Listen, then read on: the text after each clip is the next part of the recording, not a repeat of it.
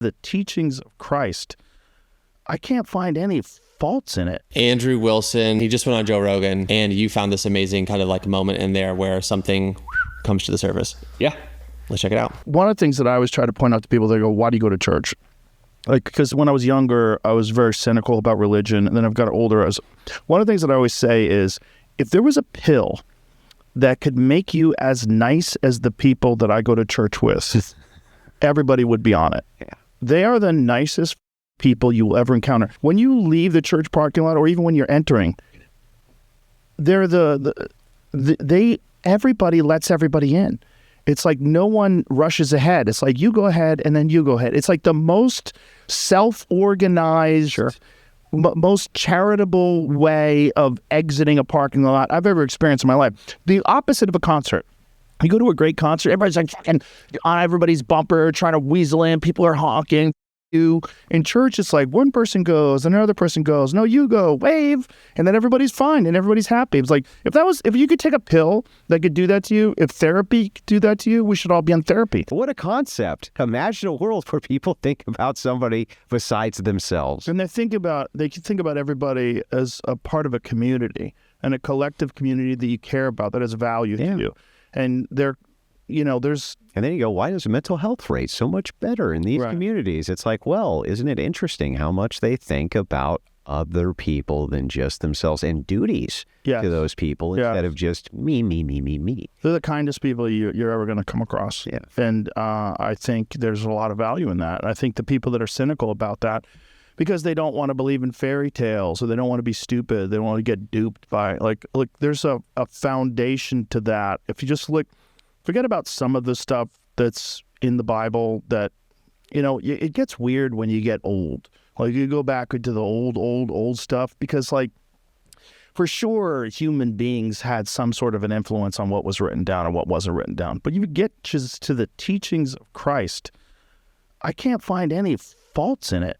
Like, it's all about being kind. It's all about this idea that we're all in this together, and that you're supposed to lift each other up and look after each other. There's no faults in it. It's not like you have to kill the non-believers. It's not like you get to rape and pillage for the non-believers and the infidels must die. There's none of that. That's why Christians believe in objective truth, that there must be objective truth, because otherwise why is most of the world following this as though it's objective truth? We seem to be leaning towards this as though this must be the thing which is objectively real and objectively true, and a thing which we can point to that is, because when people are introduced to it, like you just said, it's really hard and difficult to find fault in it. It's not just that. It's interesting. If we reverse it, if we say, what could I do that actually would be the best for me, it would still be that. Yeah. Which is the funniest part of the whole thing. It's like, both ways it works for you, even if it's not all about you, or it works for you even if it is all about you. It's still going to be the better message out of the two. It's definitely a better framework for living your life. And there's a lot of people that just reject that think of themselves as intelligent. They think of themselves as intelligent and well-read and educated. And too smart for that. Yeah, I'm too smart for that. Too smart for all that. I'm an atheist. Yeah. Any atheist needs to take 8 grams of mushrooms. Just do a little DMT. Do a little DMT. And you're like, oh, I don't know anything. You think you know things. You don't know a thing. You just know what you've experienced. And I think that the world is better off if people have a great moral and ethical framework. I think morals and ethics and being kind is one of the most important values that human beings can ever possess if you want to live in a productive and healthy community. Like, let's just assume for a second. Let's just assume it's all nonsense. Every bit of it is just totally made up. We just made it up, right? But we all acted as though it was true. If it's the case that your whole framework is that we just want a society that really works well and does the best it can possibly do for everyone, then shouldn't you, by your own framework, just pretend it's true? Right. Yeah. Shouldn't you just act as though it's true anyway? Jordan Peterson had a very good point about that, about believing in God, that if you act as if God is real, you will have a better life. Like it works. It really does work. Almost like a universal truth. Yeah, it's very fascinating. It's fascinating that people that are self-professed atheists and people that think of themselves as too intelligent for religion won't acknowledge that. These teachings will benefit you if you apply them, if you do them. It's better to not live for yourself, to live for others. Even if you want, like Andrew's argument is, even if you kind of want to reverse engineer it, by living for others, that's actually going to benefit you if you care about living for you. Mm-hmm. But that still doesn't, that doesn't make it true because it's good. Mm-hmm. There's a lot of things that are good that don't make it, objective or ultimate truth. So I know I feel mixed. I hear him talk about the teachings of Jesus, and I go, I absolutely love that he's acknowledging the beauty, because he grew up a cynic, and now he's going, no, actually, there's something beautiful here. Mm-hmm. But that's still not enough to believe, probably, for the skeptic. But. Well, what's interesting about it is if you're willing to acknowledge that Jesus has basically the most profound and innovative moral teachings of any philosopher or religious leader on planet Earth. There was this person who came along, he was a rabbi, his name was Jesus, and he had these amazing moral teachings that people believed and followed, and it kind of changed the world. It allowed things to be a lot better in the world. If you go there and then you go, well, that same person, that same Jesus character from history also said that he was the son of David, the son of man, according to Daniel. And he said that he and the Father are one. He said that he is the way, the truth, and the life. He said that he is the bread of life. He said that his body will be broken for the sins of the world. He had said of him by John the Baptist, behold, the Lamb of God who takes away the sins of the world. And and he went, and John was his best friend. So he's like, yeah, you've got the right understanding. He was worshipped on, I think, 11 accounts throughout the Gospels, and every single time went, you're starting to get the hang of it. Bartimaeus, the blind man, comes to him, the one person who can't see, and says, Son of David, have mercy on me, a sinner. And he heals him. He restores his sight, and then Bartimaeus goes and follows him he's heading back to Jerusalem in that scene, heading back to Calvary, and Bartimaeus follows him, and he's basically acknowledging, this guy understands that I am the son of David and I'm capable of giving mercy. Yeah. So all of that in view, you cannot just say that Jesus is a moral teacher. Yes. Yeah. Because the source that you're using to base that claim on also includes within it his claims, his unique claims at being the unique Son of God, at being the Son of Man, according to Daniel, at being the Messiah, and ultimately at claiming to be God himself. Yeah, yeah. And so that's kind of the C.S. Lewis trilemma of unfortunately, it's not that easy. You can't just say he's a good moral teacher. You actually have to face the totality of what was recorded about this historic person named Jesus. Yeah.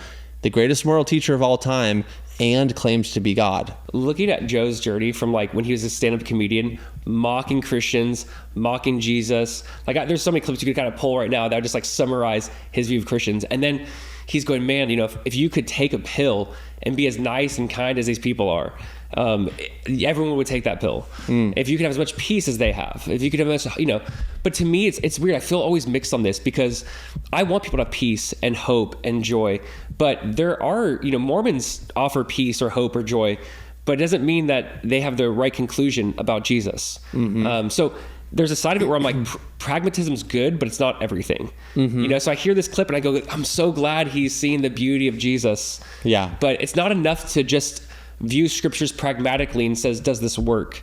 That might be beneficial to your life. Like the book of Proverbs, a non-Christian or Christian can read it, apply it. It's going to benefit everyone's life. There's might be wisdom there. It's like wisdom literature. But there's a difference between, is this wise and is this true? Like ultimate truth, ultimate reality, the thing that defines me.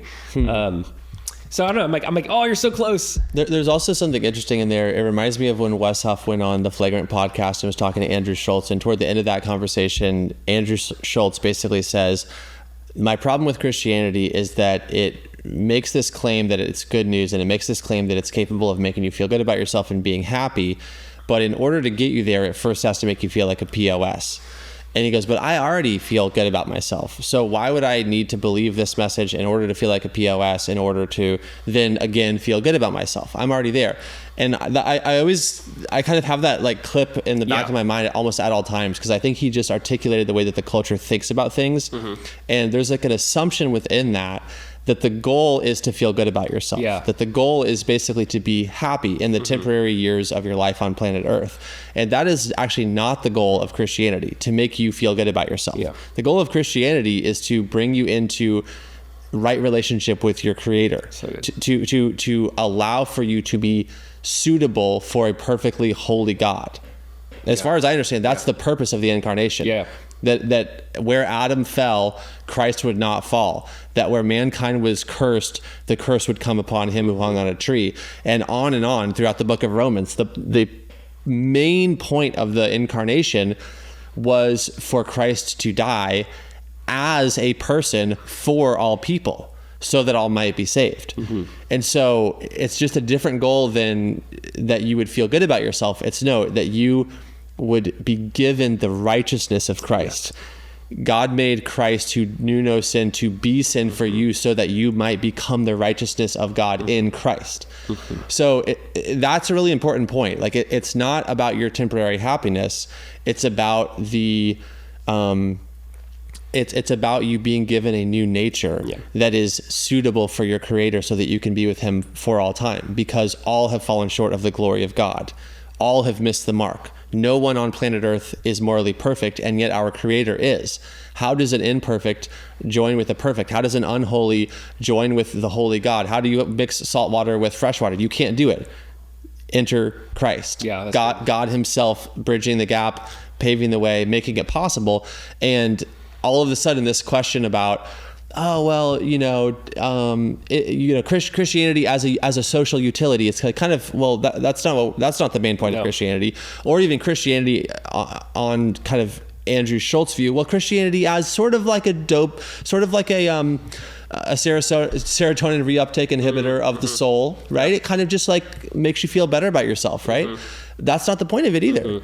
The claim of Christianity is that you're dead and you need to be made alive. Yes. That you're not holy, and yet a holy God wants you. That you exist because you're wanted, and he's gone to the farthest distance to bring you back to him, to buy you back from himself. He's left the 99 to find the one. So it's just a fundamentally different claim that Christianity is actually making than what I think a lot of people, probably like Joe and definitely like Andrew Schultz, seem to think that Christianity is making. That's good. It's a good summary.